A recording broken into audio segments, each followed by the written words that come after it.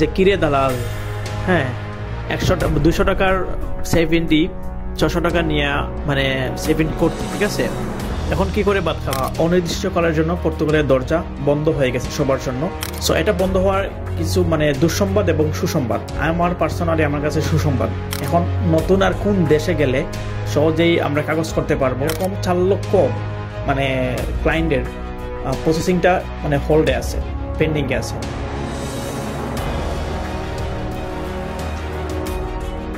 আজকে video title দেখে আপনারা অনেকেই বুঝে গেছেন আজকে কোন বিষয় নিয়ে আমি আলোচনা করব। হ্যাঁ, আজকে আমি পর্তুগালের বিষয় নিয়ে আলোচনা করব। পর্তুগাল অনির্দিষ্টকালের জন্য পর্তুগালের দরজা বন্ধ হয়ে গেছে সবার জন্য। সো আর তারা কখন মানে এটাকে আবার ওপেন করবে সেটা কেউ জানে না। তো পর্তুগাল এই যে বন্ধ করে দিছে, সেই বেন্টির বিনিময়ে যে মানুষগুলা পর্তুগালে বৈধ হতে পারতো 12টা ট্যাক্সের মাধ্যমে, এই প্রক্রিয়াটা কিন্তু বন্ধ হয়ে গেছে অফিসিয়ালি। সো এটা বন্ধ হওয়ার কিছু মানে দুঃসংবাদ এবং সুসংবাদ। আমার পার্সোনালি আমার কাছে সুসংবাদ। তো দুঃসংবাদ এবং সুসংবাদ এই বিষয় নিয়ে আলোচনা করব এবং আরো কিছু ইম্পর্টেন্ট বিষয় নিয়ে আলোচনা করবো আজকের ভিডিওর মাধ্যমে। আপনারা জানলে বুঝতে পারবেন। এবং অনেকেই প্রশ্ন করে, ভাই পর্তুগাল যেহেতু বন্ধ হয়ে গেছে, সো এখন নতুন আর কোন দেশে গেলে সহজেই আমরা কাগজ করতে পারবো, সেটা একটু রিকমেন্ড করবেন বর্তমান সময়ের উপর ভিত্তি করে। তো আজকের ভিডিওতে আমি কিছু ইম্পর্টেন্ট বিষয় আলোচনা করব। আশা করি সবার জন্য খুব গুরুত্বপূর্ণ একটি ভিডিও হতে মানে যাচ্ছে। সো আমরা জানি যে ইউরোপের অন্যান্য দেশের মধ্যে সবচাইতে ভালো সুযোগ সুবিধা এবং সহজ শর্তে পর্তুগালই আমাদেরকে বৈধতা দেওয়ার মানে সুযোগ দিয়েছে।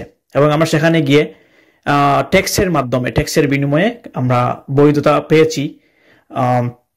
কিন্তু অন্যান্য দেশে নর্মালি এজাইলের মাধ্যমে, এজাইল প্রক্রিয়ার মাধ্যমে বৈধতা দিত যারা অবৈধভাবে প্রবেশ করত। সো পর্তুগাল কিন্তু এই জিনিসটা আর দিচ্ছে না। লাস্ট 2-3 দিন আগে তারা একটা মানে প্রেস কনফারেন্সের মাধ্যমে সরকার থেকে নিষেধ মানে না করে দেওয়া হয়েছে। এবং অলরেডি অনলাইনের যে পোর্টালগুলো রয়েছে সেটাও বন্ধ হয়ে গেছে, নতুন আবেদন প্রক্রিয়াটা বন্ধ হয়ে গেছে। তারা সেই 2009 সাল থেকে 24-এর এই কিছুদিন আগ পর্যন্ত তারা ধারাবাহিকভাবে সেটা প্রক্রিয়াধীন ছিল এবং প্রচুর পরিমাণ সেটা সংখ্যা আমার মনে নাই বা জানা নেই, লোক ঢুকেছে। সেটা বাংলাদেশ থেকে না, পৃথিবীর বিভিন্ন দেশ থেকে ঢুকেছে। এবং বর্তমানে 4 লাখ লোকের কাগজ বা 4 লাখ লোকের যে প্রসেসিংটা পেন্ডিং এ রয়েছে, যারা অলরেডি 70 করে ট্যাক্স কন্টিনিউ করতেছে, এরকম 4 লক্ষ মানে ক্লায়েন্টের প্রসেসিংটা মানে হোল্ডে আছে, পেন্ডিং এ আছে, তারা এটা শেষ করবে। সো এই সিদ্ধান্তটা অনেক দেরিতে হইলেও নিছে, কিন্তু এটা আরো আগে নেওয়া উচিত ছিল আমার দৃষ্টিতে। সো এখন বলি যে দুঃসংবাদ কাদের জন্য। দুঃসংবাদ ফার্স্ট অফ অল হচ্ছে যারা ইউরোপে আসার পর কোনো জায়গায় মানে জায়গা করতে পারে না, যাদের কোনো কুল কিনার নেই, তাদের জন্য পর্তুগাল বেস্ট অপশন। অনেক লোক আছে আগে কোনো মানে দীর্ঘ 10 বছর 11 বছর ফ্রান্সে, ইতালিতে, অস্ট্রিয়াতে এরকম জায়গাতে কাটিয়েছে, কিন্তু কোনো কুল কিনার করতে পারে নাই। তাদের আশাকে বাস্তবায়ন করেছে পর্তুগাল। অনেক মানুষের আশা পূরণ হয়েছে পর্তুগালের মাধ্যমে। তো এটা কিন্তু আর হচ্ছে না এখন। তো এরকম আরো আমাদের যাদের ব্রাইবাদাররা আপকামিং আসবে, পর্তুগালকে টার্গেট করে রাখছে যে আমার কোন দেশে বৈধ হতে না পারলেও পর্তুগাল তো আছে শেষ জায়গা, শেষ বিশ্বাস নিঃশ্বাস, এই জায়গাটা ওখানে নাই। তাদের জন্য দুঃসংবাদ। এবং অনেক ব্রাইবাদার কিন্তু ইতিমধ্যেই 70 করে ফেলছে, কিন্তু লক করতে পারে নাই। এরকম অনেক ব্রাইবাদার আছে, শুধু বাঙালি না, ও আদার্স কান্ট্রিরও আছে। তারা কিন্তু আর লক করতে পারবে না, কেননা লক করার যে ওয়েবসাইট রয়েছে সেটা কিন্তু বন্ধ হয়ে গেছে। এটা গেল তাদের জন্য দুঃসংবাদ। আরো কিছু দুঃসংবাদ আছে, সেটা হচ্ছে গিয়ে কিছু ব্রাইবাদার, হ্যাঁ একটা বিজ্ঞাপন দেখলাম, একটা পোস্ট দেখছি আমি এটা গ্রুপে, যে কিরে দালাল, হ্যাঁ 200 টাকার 70 600 টাকা নিয়ে মানে 70 করতি, ঠিক আছে, এখন কি করে ভাত খাবি, এরকম বিভিন্ন পোস্ট আমরা দেখি বিভিন্ন গ্রুপে। এটার মানে হচ্ছে গিয়ে মাত্র 200 টাকার 70 তুই 600 টাকা নিয়ে করস, এখন তো সেভ এন্ট্রি বন্ধ হয়ে গেছে বা লিগেল এন্ট্রি বন্ধ হয়ে গেছে, এখন কি করে খাবি। হ্যাঁ, এটার পিছনে কিছু যুক্তি আছে, কথা আছে। সেটা হচ্ছে গিয়ে আমাদের বাংলাদেশের বা আমাদের বাংলাদেশের বাইরের দেশের অনেক দেশের মানুষ কিন্তু এই সেভ এন্ট্রির যে প্রক্রিয়াটা এটা করে দেওয়ার জন্য মানুষ প্রতারিত হয়েছে। হুম, মাল্টিমোলজিক্যালে আপনারা দেখতে পারবেন সেখানে বিভিন্ন দোকান নিয়ে বসছে, সেখানে কম্পিউটার একটা নিয়ে বসছে, সেখানে লেখা আছে সাইনবোর্ড 70 করা হয়, কন্টাক্ট লাগানো হয়, তারপর এখানে আর অনেক কাজ করা হয়। হ্যাঁ, এরকম মানে তারা করে। তো যারা আমরা চিনি না, জানি না, মানে জানি না, তাদের কোনো পরিচিত কেউ বাইবাদার নাই, তারা সেখানে গিয়ে আমরা কন্টাক্ট করি বা 70 ওপেন করি, সেখানে 200 টাকার জিনিস 600 টাকা 700 টাকা মানুষ নিত।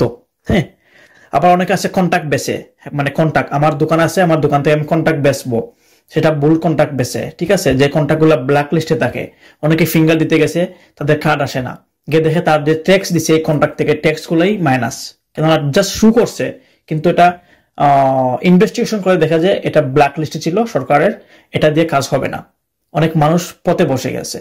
তো এই ধরনের যারা এই শোষণ করেছে, যারা শোষিত হয়েছে তাদের জন্য সুসংবাদ, আবার যারা শোষণ করছে এতদিন, তাদের জন্য দুঃসংবাদ। তারা আর বাদ পাবে না, তো তারা আর বাদ পাবে না। তারা তো এখানে এগ্রিকালচার কাজ করে না, তারা এখানে গিয়ে এসব দালালি কাজ করে, যার কারণে বন্ধ হতে এসব মানুষের কপালের এই যে চামড়াটা বাজ পড়ছে। আচ্ছা, এটা গেল একটা। আর একটা দুঃসংবাদ হচ্ছে তাদের জন্য যারা পর্তুগালে সিট বিজনেস করে, সিটের বিজনেস করে। ধরেন একটা রুম নিচে, 2 রুমের বাসা নিচে 400 থেকে 450 ইউরো দিয়ে ভাড়া নিচে, মানে কন্ট্রাক্টে নিচে। সেখানে 2 রুমে মিনিমাম ধরেন 6 জন মানুষের স্পেস আছে, বা সর্বোচ্চ গেলে 8 জন আমি মানলাম। সেখানে 15 জন মানুষ তুলে দাঁড়া, আর একজন মানুষের কাছ থেকে সিট ভাড়া নেয় 150 ইউরো করে। তো 400 থেকে 450 ইউরোর একটা ফ্ল্যাটে 150 করে যদি 15 জন লোক মানে উঠায়, তাহলে আপনারা হিসাব করেন 2200 থেকে 2250 টাকা তাদের পার মান্থ ইনকাম। টু মাছ, মানে দ্বিগুণ ইনকাম। কিন্তু সেখানে পরিবেশ ভালো না, টাকার মতো জায়গা নাই, পরিবেশ ভালো না, টয়লেট ভালো না, এক টয়লেট এত মানুষ ইউজ করে, গোসলের জায়গা ভালো না, রান্না করার জায়গা ভালো না। তো এত মানে মানবতার জীবনযাপন সেখানে মানুষ করে। এইসব সিট ব্যবসা মানে ব্যবসায়ীওয়ালাদের মানে দুঃসংবাদ। আরেকটা দুঃসংবাদ হচ্ছে গিয়ে যারা বিভিন্ন এগ্রিকালচার সেক্টরে কোম্পানির বিজনেস করে। কোম্পানির বিজনেস হচ্ছে গিয়ে বিভিন্ন এগ্রিকালচার সেক্টরে আমাদের বাঙালি বা নন বাঙালিরা কোম্পানি খুলে, সেসব কোম্পানির আন্ডারে আমরা বাইবাদাররা গিয়ে কাজ করি। তারা কাজ ম্যানেজ করে দেয় আর তারা কাজ করে। একজন মানুষের দৈনিক যদি সে কাজে যায়, তাহলে একজন মানুষ দৈনিক ইনকাম করে মিনিমাম, তার ইনকাম আসে 50 থেকে 60 ইউরো বা 70 ইউরো এরকম আসে। কিন্তু তাকে দেওয়া হয়, তাকে দেওয়া হয় আপনার 4 টাকা করে ঘন্টা। 8 ঘন্টা কাজ করলে চারটা কত 32 সামথিং এরকম, 35 ইউরো সে ইনকাম করে, তাকে ইনকাম দেওয়া হয়। কিন্তু তার ইনকাম জেনুইনলি হয় 60 থেকে 70 ইউরো। তারা কেটে নিয়ে তারা দেয় 35 ইউরো থেকে 30 ইউরো। সো সেখানে আবার 4% ট্যাক্স এর বেট কেটে নেয়। ট্যাক্সের বেটটা তারা কেটে নেয়, পার্সেন্টেজ তারা কেটে নেয় 4%। তো আপনার হাতে আসলো, সবকিছু প্রক্রিয়া হওয়ার পর আপনার হাতে আসলো দৈনিক 25 ইউরো করে মজুরি আপনার হাতে আসলো। তো এই যে মানুষগুলো কাজ করে, তার ঘন্টা প্রতিদিন তার ঘন্টা 8 টাকা করে, সেখানে দেই আমরা 4 টাকা করে, 4 টাকা আমাদের পকেটে। আবার সেই 4 টাকা থেকে আবার 4% আবার ট্যাক্সের বেট কেটে নেই। এসব মানুষের জন্য দুঃসংবাদ। যারা শোষণ করছে দিনের পর দিন এগ্রিকালচার সেক্টরে, আমাদের বাইবাদারকে শোষণ করছে, তাদের জন্য দুঃসংবাদ। একটা দুঃসংবাদ হচ্ছে গিয়ে যারা আমরা মিনি মার্কেটও আছে বা মিনি মার্কেটের ব্যবসায়ী আমাদের বাংলাদেশি বাইবাদার, তাদের জন্য দুঃসংবাদ। তারা সস্তায় আর কর্মী পাবে না হয়তো 1-2 বছর পরে। তো কিভাবে তারা কি করে জানেন? তারা অফার দেয় যে আমার দোকানে লোক প্রয়োজন, ফুল কন্ট্রাক্ট দিব, ফুল ট্যাক্স দিব। ফুল ট্যাক্স বলতে 25 দিনের ট্যাক্সকে আমরা ফুল ট্যাক্স বলি, বা 24 দিনের ট্যাক্সকে আমরা ফুল ট্যাক্স বলি, 12 ঘন্টা 8 ঘন্টার ট্যাক্স, 25 দিনের ট্যাক্সকে ফুল ট্যাক্স বলি।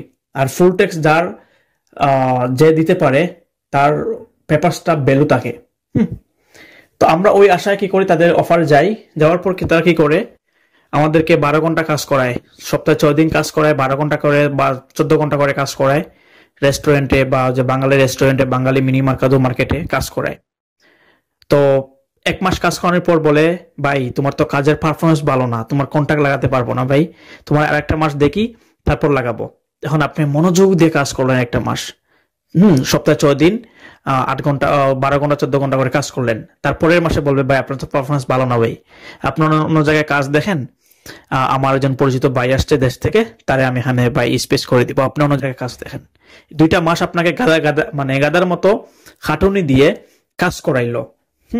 আর স্যালারি কত জানেন? আমার ভিডিও যদি কেউ দেখে থাকেন, আমার সাথে চ্যালেঞ্জ নিবেন, যদি পর্তুগাল থেকেও দেখে থাকেন, সর্বোচ্চ স্যালারি বাঙালি মার্কেট থেকে, বাঙালি দোকান থেকেই বলেন, স্যালারি মানে 300 থেকে 400 ইউরো, এর উপর একটা স্যালারি মানে দেয় না। এটা কি মানবতার জীবনযাপন না? পর্তুগালে বেসিক স্যালারি হচ্ছে 800 টাকা সামথিং, আর আমাদের বাঙালি 14 ঘন্টা কাজ করায় মাত্র 300 থেকে 400 ইউরো দেয়। এটা কি শোষণ না? এটা কি শোষণ না? যারা শোষণ করেছে এতদিন, তাদের জন্য দুঃসংবাদ, পর্তুগাল 70 বন্ধ হওয়ার মানে পেছনে। আরো অনেক বিষয় আছে, আমি সবকিছু আসলে বলতে যাচ্ছি না। আরো অনেক শোষণ কি, প্রতিটা পরতে শোষণ, বাঙালিরা শোষণ করে। শুধু বাঙালি না, ইন্ডিয়ানি, পাকিস্তানিরা, নেপালিরা শোষণ করে, যাদের হাতে ক্ষমতা আছে। শোষিত মানে একটা জায়গা হচ্ছে গিয়ে আপনার পর্তুগাল, আধুনিক শোষণ যাকে আমরা বলি। যাই হোক, আর তাদের কাছে সুসংবাদ, যারা এতদিন শোষিত মানে শাসকদের কাছে শোষিত হয়েছে, অত্যাচার মেনে নিছে, অন্যায় অত্যাচার মেনে নিছে, তাদের জন্য সুসংবাদ। সেটা হচ্ছে গিয়ে 70 বন্ধ হওয়ার পেছনে কারণে এখন কিন্তু প্রচুর পরিমাণে মানুষ আর যেতে পারবে না সেখানে। বিভিন্ন কাজের ভ্যাকেন্সি তৈরি হবে 1-2 বছর পরে। যেহেতু মানুষ প্রবেশ করবে না, সেখান থেকে মানুষ কমবে কিভাবে? যারা পাসপোর্ট পেয়ে যায় তারা ফ্যামিলি নিয়ে লন্ডন বা আয়ারল্যান্ড বা অন্য কোন দেশে সেটেল হয়। এবং অনেকে আছে বাইরের দেশ থেকে ফিঙ্গার দিয়ে, জাস্ট ফিঙ্গার দেওয়ার জন্য যায়, ফিঙ্গার দিয়ে আবার ব্যাক চলে আসে। তো ডে বাই ডে কিন্তু লোক কমবে আর প্রবেশ করবে না। তো সেক্ষেত্রে কিন্তু প্রচুর পরিমাণে কাজের ভ্যাকেন্সি তৈরি হবে আমাদের জন্য। তখন আমি মনে করি কি, কাজের দাম বাড়বে এবং শ্রমের মূল্যায়ন হবে, সঠিক মূল্যায়ন হবে। এতদিন কিন্তু মূল্যায়ন হতো না। শ্রমের মূল্যায়ন হবে, শ্রমিকের মূল্য বাড়বে, আর কাজের ভ্যাকেন্সি বাড়বে। পর্তুগাল এটা মানে স্বপ্নের দেশই হবে। যেরকম আমরা বাংলাদেশ থেকে পর্তুগালকে স্বপ্নের দেশ মনে করে আসি, সেই স্বপ্নের দেশ কিন্তু হতে যাচ্ছে। এবং আপনারা জানেন না যে প্রচুর পরিমাণে পর্তুগিজ মানুষও কাজ মানে জবলেস, তারাও কাজ খুঁজে পায় না। প্রতিটা দিন সংসদ ভবনের সামনে, বিভিন্ন রাস্তাঘাটে আমরা দেখি যে ব্যানার ফেস্টুন নিয়ে মানে আন্দোলন, হরতাল, র্যালি, এরকম কিন্তু হয়। পর্তুগালের সরকার তাদের দেশের মানুষকেও সুবিধা দিতে পারতেছে না, চাহিদা পূরণ করতে পারতেছে না। তো আপনি কিভাবে গিয়ে পারবেন সেখানে? তো এই যে মানুষটা মানে যাচ্ছে, সেই বন্ধ হয়েছে 70 কারণে কিন্তু অনশত হাজার লক্ষ মানুষ আর যাবে না। প্রতি মাসে বা প্রতিদিন, প্রতি মাসে কিন্তু 10-12 হাজার বা 50 হাজার মানুষ কিন্তু সেখানে গিয়ে যায়, প্রবেশ করে। প্রতিদিন আপনার হাজার মানুষ 70 করে। এই জিনিসটা বন্ধ হওয়ার পেছনে মানে এখন পর্তুগালের অবস্থা পরিবর্তন হতে যাচ্ছে। এবং আপনারা জানেন না, সিকিউরিটির অভাব। খাইল্লারা আছে, আফ্রিকার খাইল্লারা আছে, আর অনেক মানে জায়গার লোক আছে, তারা প্রতিদিন নিয়ত ঝগড়াঝাটি করে, হাইজাক করে, চিন্তাই করে, এরকম করে। এই যে সিকিউরিটির অভাব, কেন? অতিরিক্ত মানুষ, কাজ নাই, বেকার, এজন্য মানুষ চিন্তাই করে, মারামারি করে।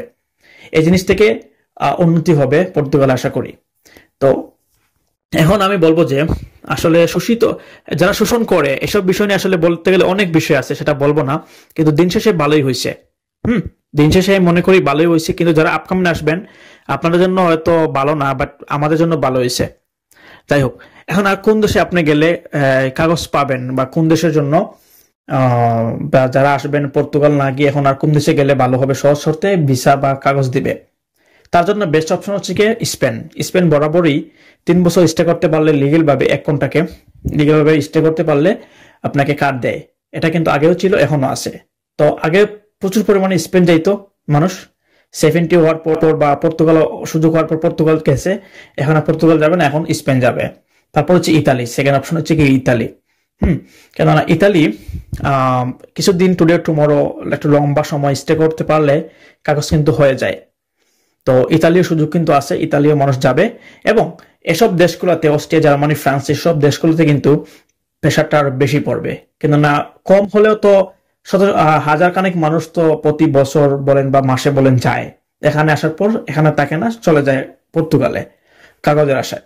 তো ওইসব মানুষ তো এখানে যাবে না, এখানেই স্টে করবে, সেটা হোক এজাইলের মাধ্যমে বা যে কোনো মাধ্যমে হোক। তখন কিন্তু প্রেশার পড়বে এসব দেশেও। সো পর্তুগালে বন্ধ হয়েছে, এটা ভালো জিনিস করছে, এটা আরো আগে করা উচিত ছিল। এটা দেরিতে হলেও এটা পর্তুগালের জন্য একটা বেস্ট সিদ্ধান্ত নেওয়া হয়েছে। ডানপন্থী যে সরকার আসছে উনি সিদ্ধান্ত নিছে, ওনার সিদ্ধান্তকে আমি স্যালুট জানাই। এবং এই সিদ্ধান্তের মাধ্যমে আশা করি আগামী 2-3 বছর পরে পর্তুগাল একটি সোনার দেশ হবে, পর্তুগাল স্বপ্নের দেশ হবে। পর্তুগাল এমনিতেই অনেক সুন্দর একটা দেশ, ওয়েদার খুব ভালো। আমি মনে করি পর্তুগাল আমাদের জন্য বেস্ট একটা অপশন হচ্ছে। ইনশাল্লাহ হয়তো আমরা তখন এদেশ থেকে গুছিয়ে ওদেশে আবার সেটেল হব, যদি কাজের এনভায়রনমেন্ট গুলা ভালো হয়। সবাই ভালো থাকবেন, সুস্থ থাকবেন। আল্লাহ হাফিজ।